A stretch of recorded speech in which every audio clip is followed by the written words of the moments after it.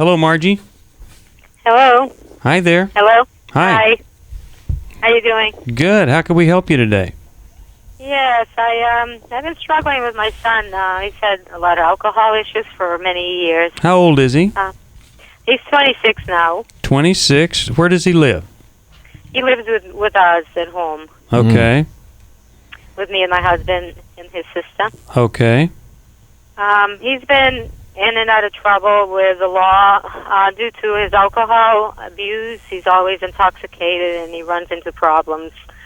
Has he ever been to jail as a result of the problem? Yes, yeah. He's been at least 4 or 5 times in jail. Short times, like a month or 60 days. The last time he was in there was for 9 months. This time he did something worse when he was intoxicated, where he actually hurt somebody. He hurt him, he drew blood, and he disfigured a person pretty much, not huge, but enough that he could get jail time. Assault and battery. So now he's more depressed than ever because of what he did.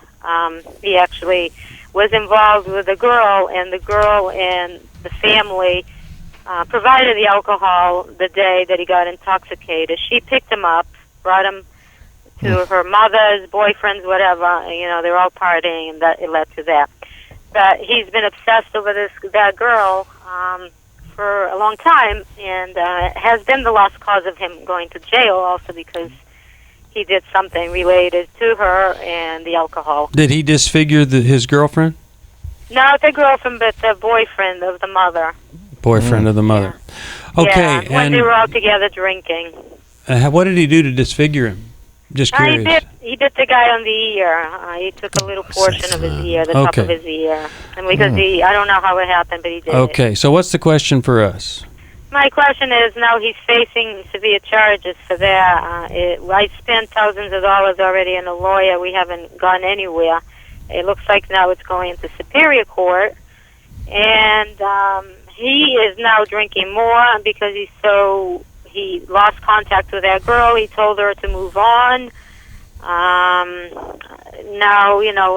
she was a witness, but supposedly she didn't see or whatever. So now he wants to go for treatment. He wants to go for treatment. I presented some options on the table of places he could go yesterday when he was drinking. I didn't realize he was coming from somewhere which he actually was already drunk. Where's he get the money for the alcohol? He's not working. He's laid off, so he gets unemployment. He was working seasonal before, so that just ended. When he's not working, it's worse, because then he has a lot of time on his hands, and he obsesses. Okay, so what's the question for us? My question is, now he wants to go for treatment. His lawyer didn't recommend treatment because he could be facing some jail.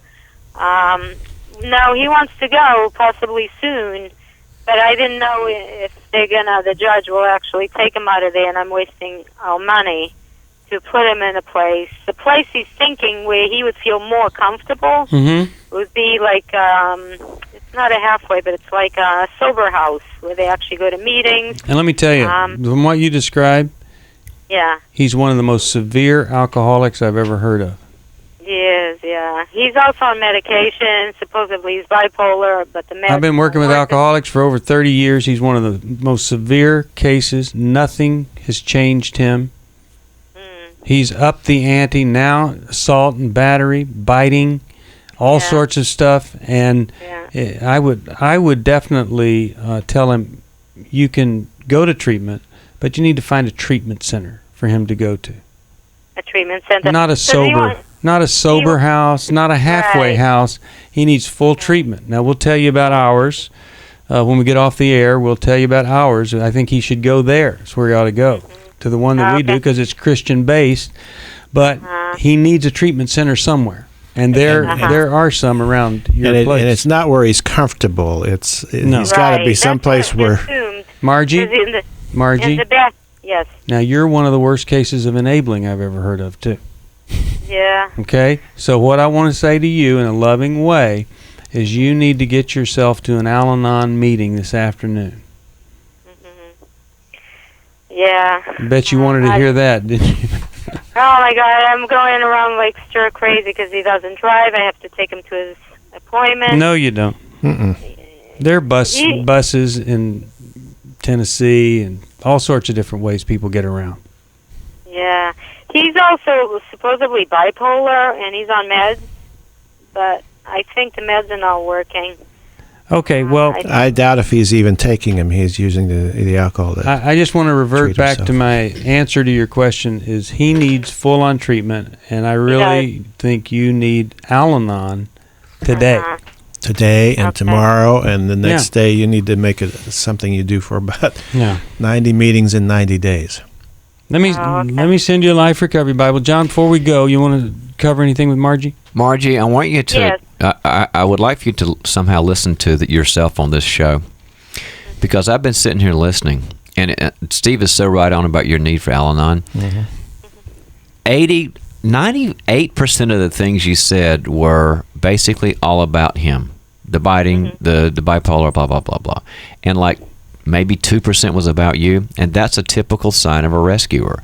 All they can do is have a big list of all the things that the crazy person is doing that drives them crazy, but not about your own choices, your own options, how this is affecting you, how to have, how you can help and say no at the same time. So we want you to go somewhere where Margie has some help on her own life and her own choices, so that your life isn't filled up with your son's static. No. That's what's happening. I also, to go to sleep, I have to take antidepressants. Now let me ask you this, Margie, just a shot in the dark here. What happened early in his life that you feel so guilty about?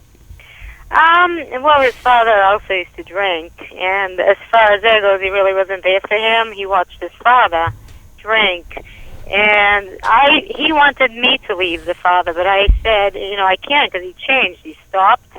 He's been clean for 14 years, and that's when the kid picked it up at a young age. As soon as his father stopped, he started.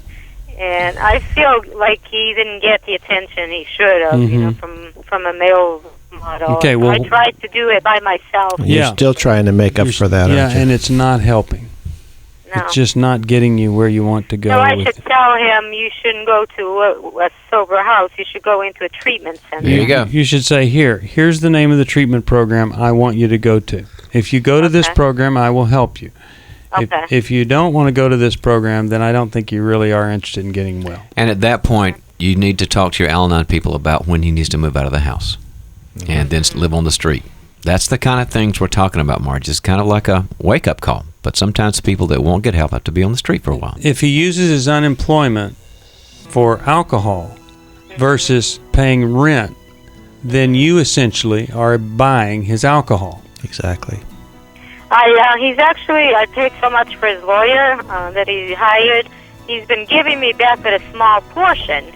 And I've said all your money now that you're going to be getting, and so you are able to pay me all of it, is towards that lawyer. And he'll come out with $50 or whatever. Yeah. And his child support, that he pays for his daughter. But that's about it. I don't keep track of it. Like, he gets a check, he opens it. I don't know, like, how much he's getting. So. Right. Well, you ought to be opening the check and then it's true. Dispersing it. Yeah. Well, I hope that you hear our loving pushing, or on my part, certainly, for you to get some help for yourself and demand that he get help. We'll be back after this.